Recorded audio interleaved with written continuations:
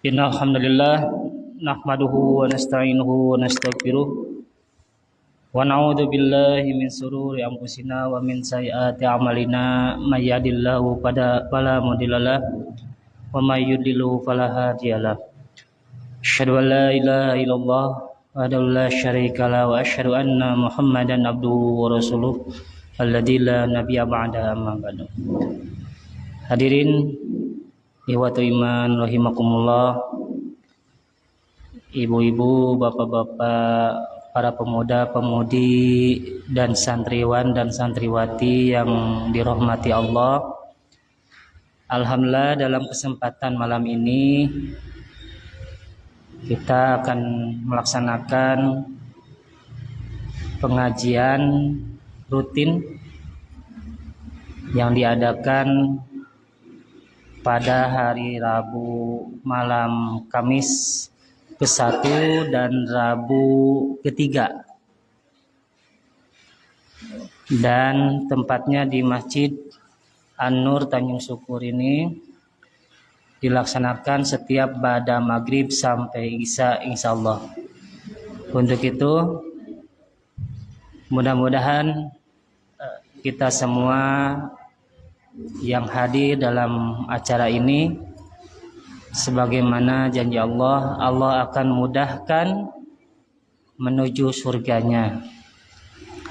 Allah akan angkat derajat bagi orang yang beriman dan yang menuntut ilmu dengan beberapa derajat. Alhamdulillah, dalam kesempatan pengajian Rabu ketiga ini, yang insya Allah akan mengisi tausiah kepada kita semua, yaitu Al-Ustadz Thohir SAG MPDI, sekaligus beliau sebagai Kepala Sekolah Madrasah Aliyah Persatuan Islam 85 Kota Banjar. Bagi para ikhwatu iman rahimakumullah yang memiliki sanak saudara atau putra-putrinya, baik di tingkat TK, MI, MTS, MA, insya Allah kami memiliki lembaga pendidikan yang formal dari tingkat TK, RA, MI, MTS, dan Aliyah. Jadi jangan sampai risau mau kemanakan, silakan. Mudah-mudahan putra-putri kita semua bisa disekolahkan di pesantren yang insya Allah memiliki ijazahnya 2, ijazah pesantren dan ijazah depag. Tentu itu diakui oleh pemerintah. Baiklah, untuk selanjutnya pengajian Rabu ketiga ini yang insya Allah akan mengisinya yaitu Al-Ustadz Thohir. Kepadanya dipersilakan.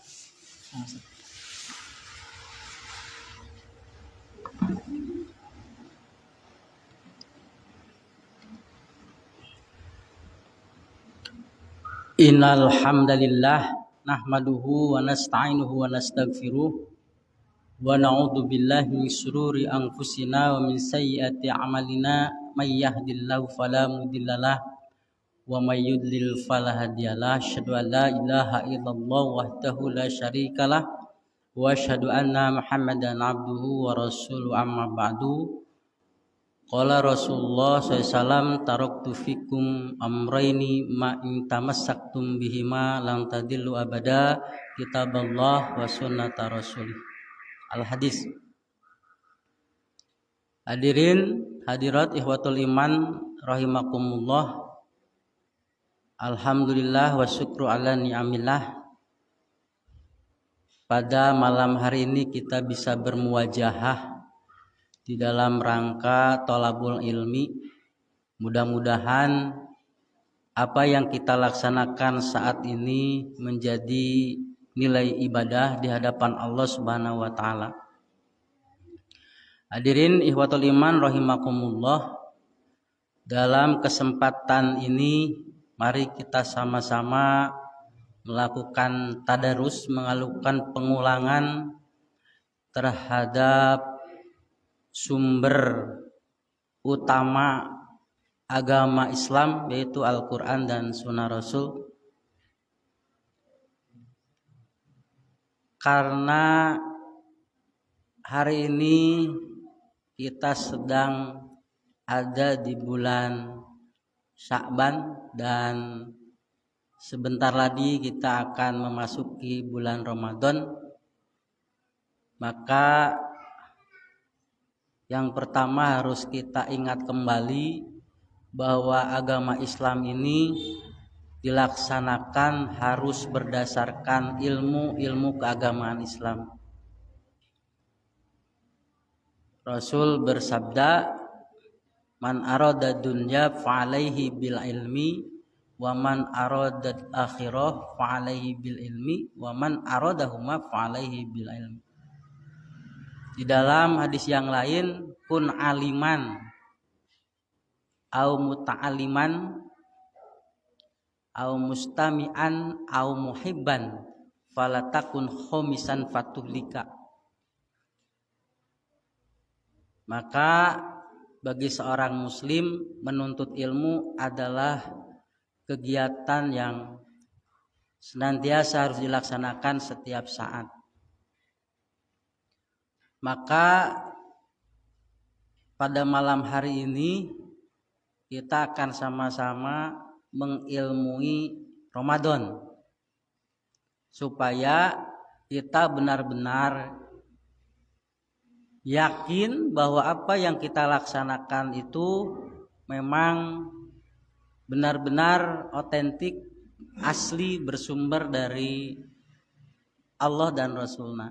Karena ibadah yang kita lakukan harus dalam keadaan yakin. Tanpa keyakinan maka ibadah kita tertolak, tidak diterima. Maka salah satu yang akan menguatkan keyakinan itu adalah ilmu. Hadirin ihwatul iman rahimakumullah, berdasarkan tadi sabda Nabi yang begitu populer di kalangan umat Islam, bahwa Rasul meninggalkan dua hal. Taraktu fikum amraini. Kalau kalian berpegang teguh kepada keduanya, kalian tidak akan tersesat, yaitu kitab Allah, Al-Quran dan Sunnah Rasul. Berdasarkan bacaan ini, berdasarkan hadis ini, berdasarkan dalil ini, maka di dalam berislam, ya, di dalam menjalankan agama Islam, maka yang harus di depan itu adalah dalil. Sebelum fikih, sebelum pemahaman, maka yang harus kita nyatakan, wujudkan di hadapan kita adalah dalil. Jadi doktrin dulu sebelum pemahaman. Jangan sampai pemahamannya didahulukan, dalilna can aya. Maka ketika orang mendahulukan pemahaman, belum juga ngabahas, sudah antipati terhadap yang lainnya, itu bisa jadi can ke diskusi sudah berkesimpulan begitu. Si eta mah beda. Kamu mah pemahamannya ini itu dan seterusnya. Karena orang sudah dikapling dengan pemahamannya masing-masing. Bahkan bisa jadi orang berpemahaman tidak berdasarkan dalil, atau berdasarkan dalil tapi dalilnya tidak terkait dengan pemahamannya. Jadi yang dikatakan bid'ah bukan tanpa dalil, aya dalil tapi ngadalil sesuatu yang tidak ada kaitannya dengan pengamalan ibadahnya, tapi dipaksakan supaya pas. Nah, ini yang harus kita waspadai. Berdalil, nah tapi dalilnya tidak terkait dengan apa yang diamalkannya. Ini kan berbahaya juga. Hadirin ihwatul iman rahimakumullah, itu poin pertama. Ya. Jadi di dalam beragama maka kuasai dulu dalilnya. Paling tidak kita pernah baca, atau paling tidak kita bisa baca Quran, bisa baca hadis. Karena Quran dan hadis itu satu paket. Bisa jadi karena hanya fokus terhadap Quran, lupa terhadap hadis. Bahkan ada kelompok pemahaman yang menamakan dirinya Qurani. Wah, pengikut Quran begitu. Kan keren ya, Qurani kan begitu. Kalau Robbani pengikut Rob, pengikut Tuhan. Kalau Qurani pengikut Quran. Titik nepi kadinya. Padahal sumber Islam itu bukan hanya Quran, sumber pengamalan ajaran agama Islam itu bukan Quran. Quran itu satu paket dengan hadisnya. Kalau kita melihat hadis Rasulullah menjelaskan sesuatu, ketika kita membaca hadis Rasul melakukan sesuatu, maka itu pasti ada kaitannya dengan Quran. Karena Rasul adalah tafsir tunggal terhadap pelaksanaan Quran. Maka ketika ditanya akhlak Nabi teh kumaha, Aisyah menjawabnya hulukuhul Quran. Akhlak Rasul itu Quran. Artinya Quran berjalan itu. Quran berjalan itu ya Nabi Muhammad. Nah, saya kira itu poin pertamanya. Nah, kita sekarang mau menghadapi Ramadan. Maka yang harus kita cari itu dalil Quran dan hadisnya dulu sebelum kita memahami apa sih maksudnya. Nah, jadi ketika kita menghadapi Ramadan, sok kumpulkan dalil-dalil tentang Ramadan. Tina Quran, tina hadis. Tong waka kana pemahaman heula. Kumpulkan dulu Quran. Biasanya kan kalau mau Ramadan surat Al-Baqarah ayat 183, 184, 185, 186, 187. Sudah pada hafal ayatnya. Ngamalkeun Ramadan tiap tahun eta ayat nu ngan saukur 5 ayat teu apal padahal tiap tahun. Padahal kita beragama berdoktrin dulu kan. Oh iya Quran. Terus hadisnya yang terkait dengan Ramadan cari kumpulkan. Baru mari kita dudukkan, mari kita pahami sama-sama.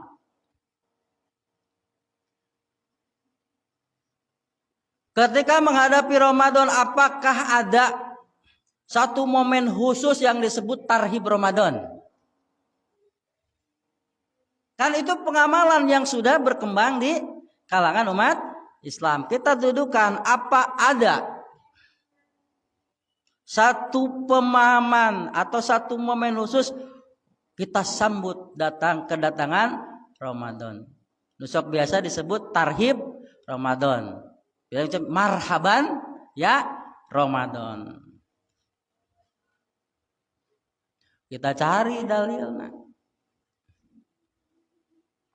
Nah, ketika datang Ramadan, Rasul ada hadis khusus tentang datangnya Ramadan. Dari hadis ini mungkin kemudian muncul pemahaman, oh Ramadan teh berarti kudu disambut. Karena ada khutbah khusus Nabi Muhammad terkait dengan Ramadan. Atakum Ramadan, kan begitu? Akan datang kepadamu Ramadan. Sahrun mubarakun. Bulan yang penuh berkah. Fihi Lailatul Qadar. Terus nanti Futihat abwabul jannah. Gulikot abwabu nar. Dalam hadis lain Futihat abwabus sama. Wasul silatis sayatin, wasupidatis sayatin dalam redaksi yang lain.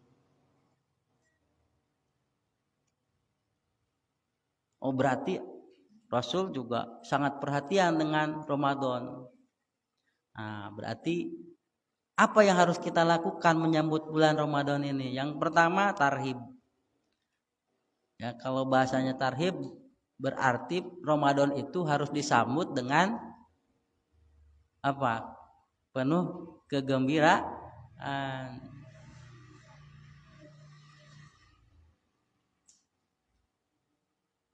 Tarhib Ramadan. Kemudian ada istilah juga targhib. Ayat tarhib, ayat tarhib. Ayat tarhib marhaban, kalau targhib Ramadan. Targhib itu kalau kita baca Kitabul Jami di Bulughul Maram ada at-targhib.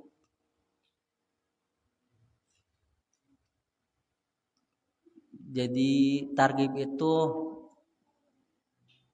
mendorong supaya semangat targhib. Kalau rogi bapi itu biasanya diartikan supaya resep, rogi bapi, targhib.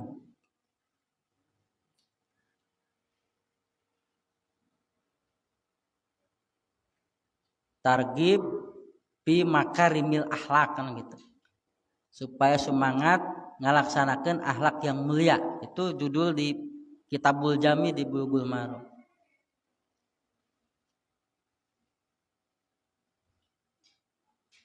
Nah, maka bagian yang kedua setelah tarhib, ada apa sih di bulan Ramadan itu?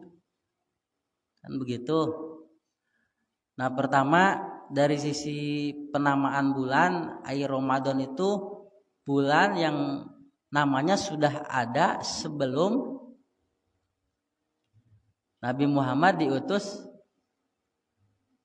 sebagai Nabi dan Rasul. Artinya Ramadan itu sudah ada sebelum zaman Nabi. Cuma untuk tahun 1443 kan sekarang itu 1443. Nah itu kalau penomoran tahun ke-1 Hijriah itu sejak Nabi hijrah. Itu karena usulan dari Umar bin Khattab kan begitu. Umar bin Khattab yang kemudian menetapkan kalender Hijriah dengan istilah tahun dengan nomor kan begitu. Kalau sebelum itu kan tahun itu dikaitkan dengan peristiwa apa yang paling menonjol sehingga dijadikan nama tahun. Contohnya ketika Nabi Muhammad lahir, karena pada momen itu ada peristiwa yang luar biasa, ya, yaitu pasukan Abrahah yang mau meruntuhkan Ka'bah karena ingin memindahkan pusat kegiatan itu ke Afrika begitu. Nah, momen itu kemudian dijadikan tahun. Makanya kelahiran Nabi Muhammad itu tahun 631 Masehi kan begitu. Tahunnya tahun gajahan begitu. Nah, untuk Ramadan itu sudah ada nama bulannya. Untuk tahunnya itu diganti dengan penomoran. Sejak kapan? Sejak pertama kali tonggak sejarahnya itu dari Nabi Muhammad hijrah. 1 hijrah, 2 hijrah, 3 hijrah. Sampai sekarang sudah 1443 hijriah. Nah, apa yang ada pada bulan Ramadan? Maka yang harus kita kuasai tadi dalil-dalilnya dulu. Apa yang ada dalam Al-Quran, apa yang ada dalam hadis Nabi, sehingga Ramadan itu kemudian harus kita targhib, kan begitu? Kenapa kita harus menyambut Ramadan dan kemudian apa yang harus kita kerjakan dalam bulan Ramadan? Maka mari kita sama-sama sekarang dan setelah kajian ini tentunya kita masing-masing buka lagi Quran, buka lagi hadis Nabi. Ya paling tidak ada berapa yang ingin kita sampaikan atau saya sampaikan pada kesempatan ini. Yang pertama kita rujuk ke Al-Quran surat Al-Baqarah 185. Yang pertama di situ ada firman Allah, sahru Ramadan alladzi unzila fihil Quran. Makanya Ramadan sok dijulukan Sahrul Quran anu gitu. Bulan Ramadan adalah bulan yang diturunkannya pada waktu Ramadan itu Al-Quran. Jadi Ramadan teh satu bulan yang di situ diturunkan Al-Quran. Maka kemudian dianggap penurunan Quran di bulan Ramadan itu suatu yang istimewa. Di bulan Ramadan kalau kita melihat hadis Nabi, Jibril selalu bertadarus dengan Nabi Muhammad. Tadarus payudari suhul Quran. Nah, maka ketika Ramadan itu bulan diturunkannya Quran, maka kita harus siap-siap menyambut Ramadan itu dengan kegiatan-kegiatan yang terkait dengan Quran. Kenapa begitu? Karena memang dalilnya begitu. Ketika Sahrul Quran di surat Al-Baqarah 185, Nabi Muhammad dengan malaikat Jibril memanfaatkan momentum Ramadan itu untuk tadarus Quran. Maka kemudian mari kita pahami apa yang disebut dengan tadarus. Apakah baca Quran sendirian disebut tadarus? Apakah baca Quran ujug-ujug surat Al-Maidah atau ujug-ujug surat Al-Isra apakah disebut tadarus? Apakah tadarus itu memang satu bacaan yang terpola harus dari awal sampai akhir? Apakah tadarus itu memang suatu kegiatan Quran yang memang harus paling tidak ada 2 orang yang saling mengecek bacaan? Karena contohnya begitu. Mari kita sama-sama kajian apa yang dimaksud dengan tadarus. Karena komunikasi dengan Quran itu dalam Al-Quran dinyatakan dalam berbagai kalimat. Ada berapa kalimat? Ada tala yatslu warotilil Qur'ana taldila. Dalam surat Al-Baqarah 121, alladzina atainahumul kitab yatslunahu haqqa tilawat. Ada yatslu, tala yatslu. Ada tadabur apalah yatadabbarun al-Quran am ala qulubin akfaluha. Ada kata idzikar walaqad jassarnal Qur'ana lidzikri fahal mim mudakir. Ada kata qara'a. Fa idza qara'tal Qur'an fastami'u lahu wa an situ la'alakum turham. Apakah semua itu memiliki pengertian yang sama atau memang berbeda? Nah, ini PR untuk mari kita sama-sama setelah kajian ini kita buka lagi referensi apa yang dimaksud dengan membaca, karena semuanya oleh kita mah diartikan membaca ke orang Indonesia gitu. Talayatlu baca, qara'a yaqra'u baca, tadabur baca, semuanya diartikan baca. Tapi bacanya seperti apa?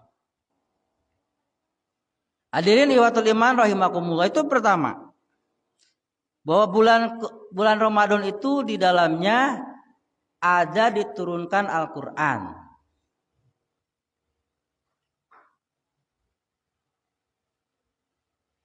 Maka kita lihat contoh dari Nabi, bahwa Nabi setiap Ramadan bertadarus dengan Jibril. Nah, ketika kita nanti menyambut Ramadan dengan mempersiapkan dengan melakukan itu, tentunya akan mendapatkan satu pemahaman yang kuat bahwa berdasarkan dalil-dalil tadi, ketika Ramadan datang, maka kita harus menyambutnya dengan kegiatan-kegiatan ibadah, khususnya bagaimana kita menjalin komunikasi dengan Al-Quran. Karena banyak hadis-hadis Nabi, begitu banyak ya manfaatnya gitu, terkait dengan bagaimana kita mempelajari Al-Qur'an, membaca Al-Qur'an, ya. Misalkan dari kata talayatlu saja ada yang mengartikan karena talayatlu itu arti dasar itu mengikuti, kan begitu. Maka kemudian ada yang memahami talayatlu itu bahwa ketika baca Quran itu harus diikuti dengan pemahaman, harus diikuti dengan pengamalan. Jadi bukan hanya sekedar baca teks sudah saja, tapi harus diikuti dengan apa? Ketika baca harus paham. Setelah paham berarti diamalkan. Itu ada yang menafsirkan kata talayatlu warattilil qur'ana tartila atau alladzina atainahumul kitab yatslunahu.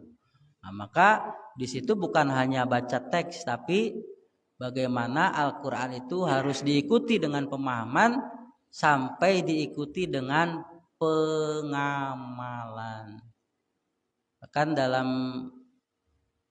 Asar Utsman bin Affan, bahwa Utsman pernah menyampaikan, kami tidak belajar Quran kecuali 10 ayat. Setelah 10 ayat itu dipahami dan diamalkan, baru kemudian beralih lagi mempelajari ayat-ayat yang lain. Ya artinya belajar Quran itu harus bertahap lah. Ya. Sunnahnya begitu, sedikit demi sedikit, sahuruf demi sahuruf. Kan begitu dorongan nabinya juga. Ya, bahwa dalam setiap huruf itu ada kebaikan. La aqulu alif lam mim harpun. Aku tidak mengatakan alif lam mim itu satu huruf. Walakin alifun harpun, lamun harpun, mimun harpun. 3 huruf. Akan dapat 30 kebaikan. Kebaikannya apa? Walau alam bisawab. Ya.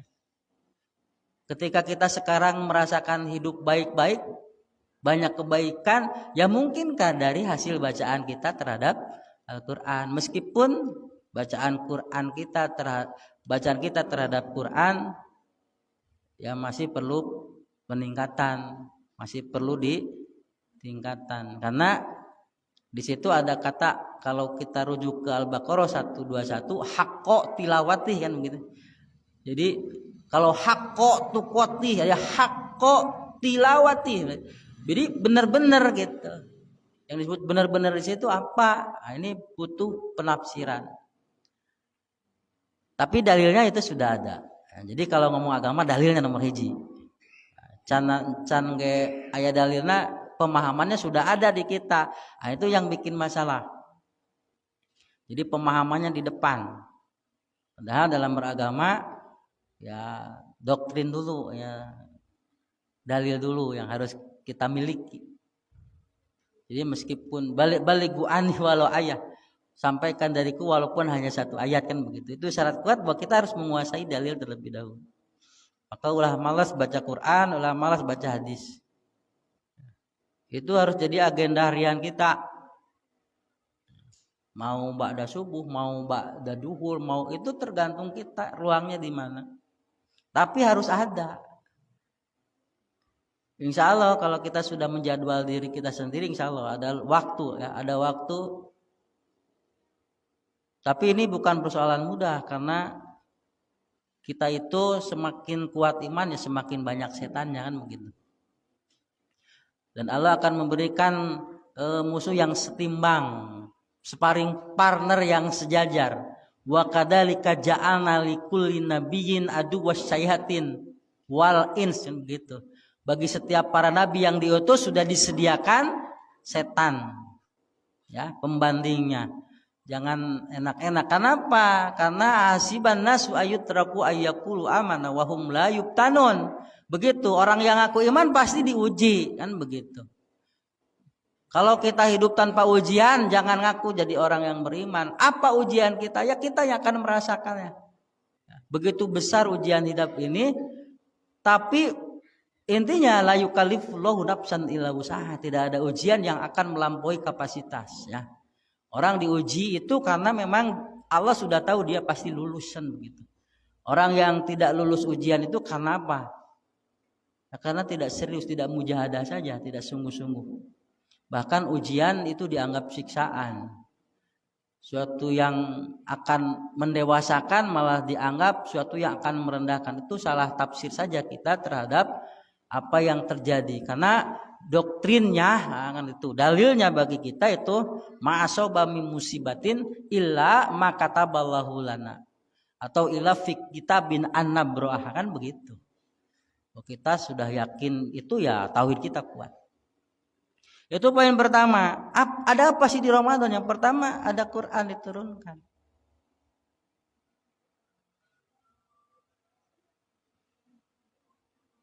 Yang kedua,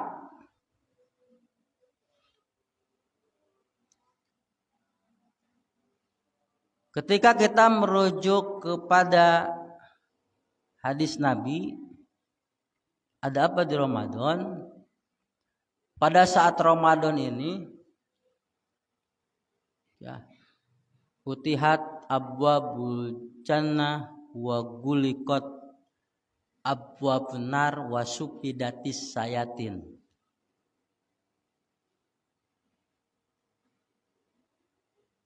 Ini dalilnya. Nanti pemahamannya seperti apa? Mungkin pemahamannya sudah ada, tapi dalilnya seperti itu. Bahwa ketika Ramadan datang, Rasul memberikan informasi pada saat Ramadan itu, pintu surga dibuka, pintu neraka ditutup, setan dibelenggu.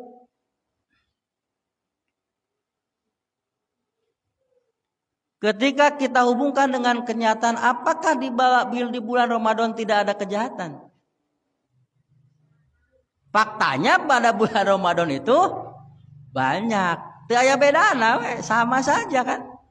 Sugan ujuk-ujuk pas saat Ramadan semua orang soleh kan enggak? Maka ada yang memaknai itu satu paket itu, bahwa pada saat Ramadan itu orang didorong untuk melakukan kebaikan, ya, berbuat amal sebanyak-banyaknya, karena pada saat Ramadan itu amal itu dilipat gandakan.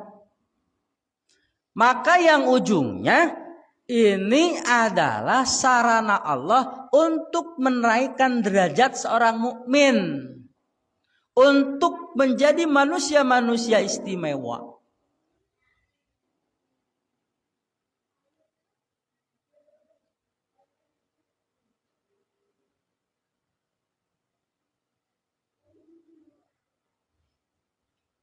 Jadi pada saat Ramadan itu saatnya kita fokus, fokus beramal soleh.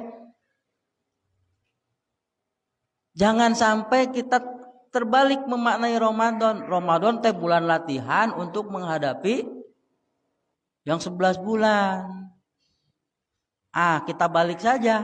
Justru yang 11 bulan itu kita harus siap-siap untuk menghadapi Ramadan. Saatnya kita kerahkan seluruh kemampuan kita untuk beribadah. Siang malam gitu, siang malam. Saatnya kita siapkan. Maka i'dad Ramadan, ya. Kita itu siap-siap menghadapi Ramadan itu siapkan harta. Untuk apa? Untuk bisa sedekah di bulan Ramadan. Lain beli baju lebaran, bukan. Tapi kita kumpulkan yang 11 bulan ini untuk mengumpulkan harta akan dikeluarkan pada bulan Ramadan. Kenapa? Karena semua dilipat gandakan, sunat dinilai wajib. Pokoknya bulan lamunina bisnis mah bulan diskon. Nah, ini kemurahan Allah sedang ditumpahkan semuanya pada bulan Ramadan. So, ditaik-taikkan. Ya. Maka saatnya kade pas Ramadan sakit, aduh.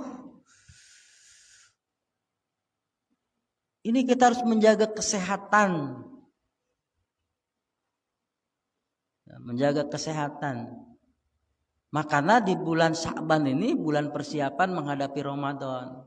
Supaya nanti tubuh kita tidak tiba-tiba menerima beban berat, maka bulan Sya'ban ini Rasul itu banyak saum. Ada yang mengartikan bulan warming up lah mun olahraga mah. Bulan pemanasan. Karena tidak serta-merta nanti pas Ramadan kita langsung digas gitulah munas motor mah. Tekana gigi hiji heula langsung gigi opat. Nah, itu maka cepat rusak. Nah, ada kemungkinan nanti kita pas Ramadan karena kesapoe puasa kalah gering. Ini luar. Ruginya luar biasa kan gitu. Saatnya mupu ya, saatnya panen pahala, malah sakit.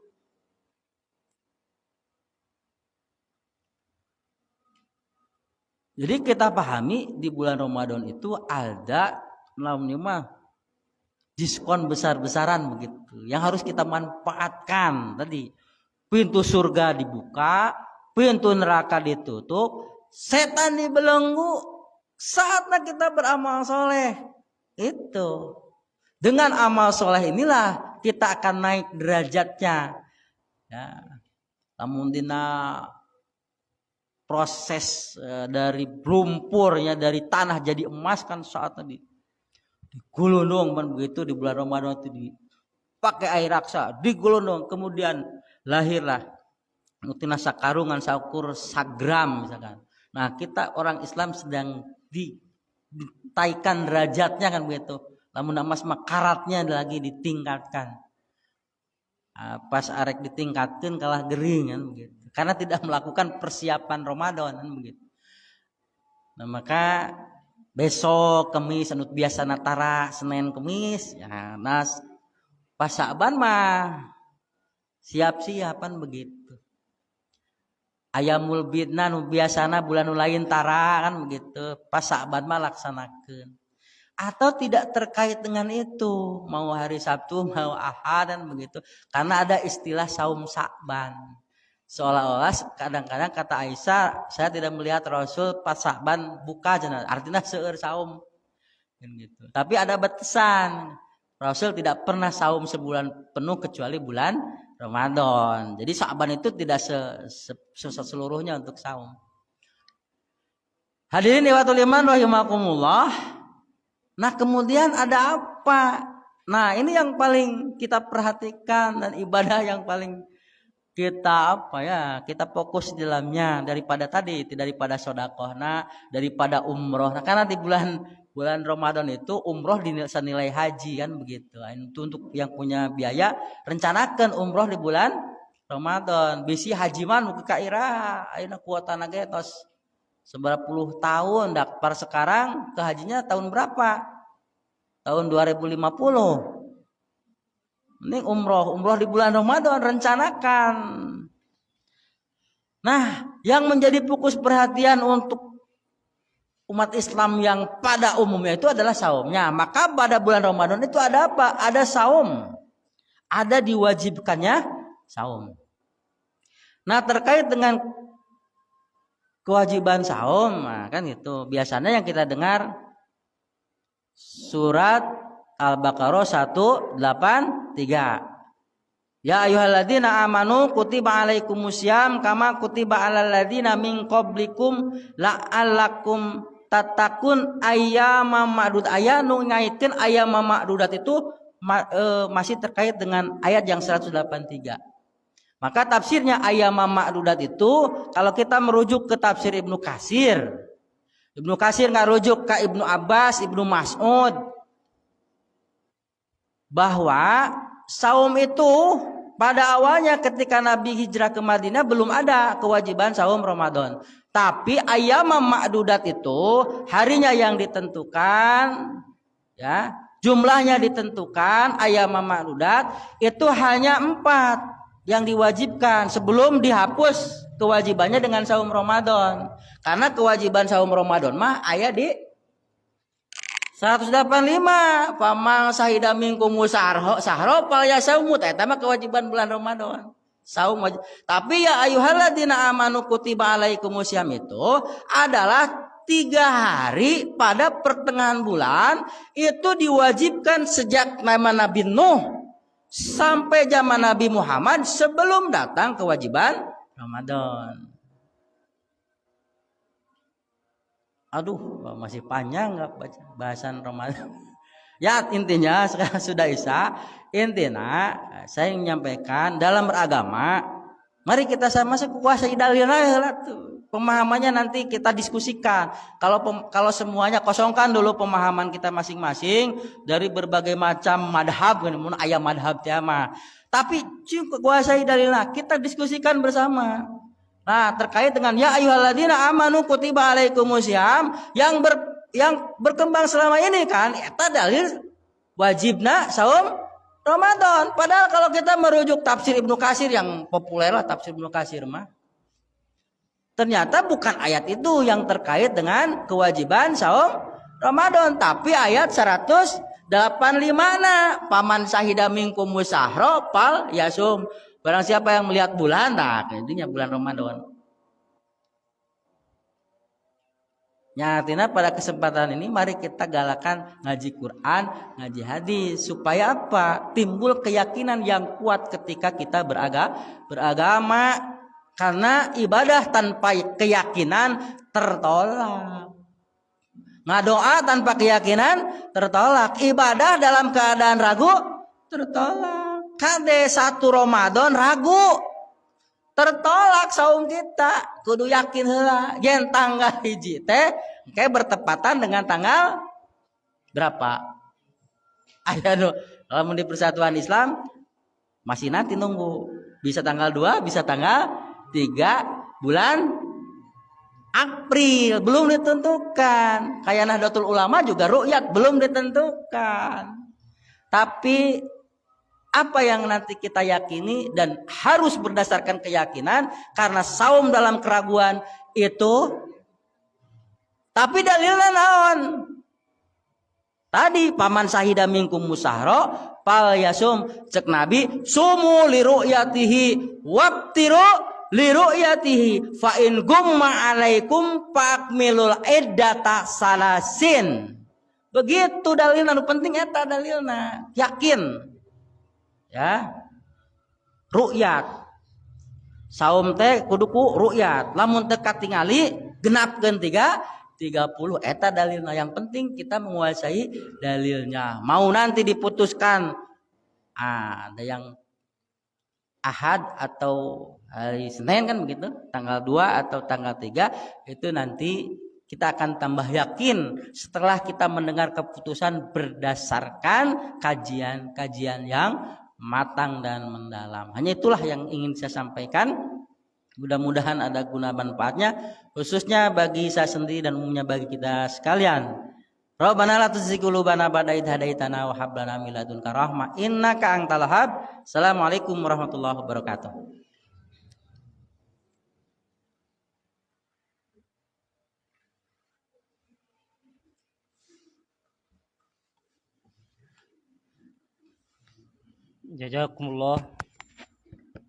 Jazakumullah untuk Ustaz Thohir.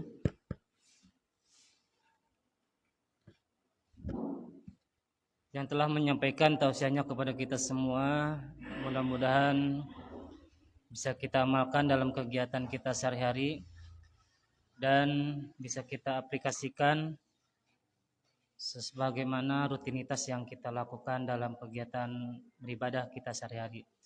Baiklah, acara pengajian Rabu ketiga ini bisa terlaksana bersama dan insya Allah untuk bulan depan selama Ramadan kegiatan kajian hari Rabu malam Kamis diliburkan terdahulu, paling nanti akan digeser jam berapa? Oh iya, April udah sekitar ya. Jadi insya Allah kita akan bertemu kembali di bulan Mei. Mudah-mudahan kita semua bisa disehatkan dan bisa bersama berkumpul kembali. Baiklah, acara pengajian kajian rutin yang dilaksanakan di Masjid An-Nur Tanjung Syukur ini.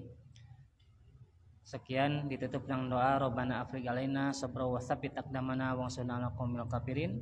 Rabbana atina fid dunya hasanah wa fil akhirati hasanah wa qina adzabannar. Assalamualaikum warahmatullahi wabarakatuh.